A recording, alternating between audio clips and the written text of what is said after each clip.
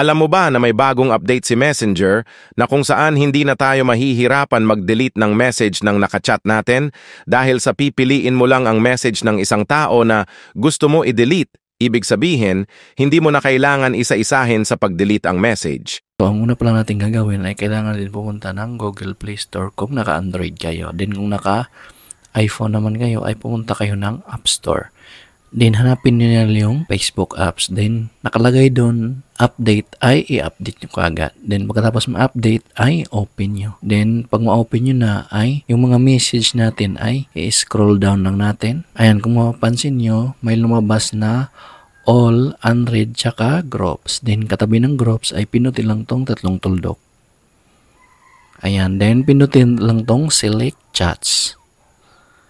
Ayan, so dito na natin isi-select yung mga message na gusto nating i-delete. So, ayan.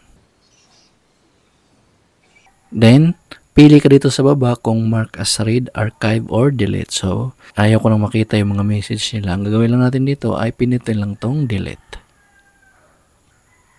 So, ganun lang kadali.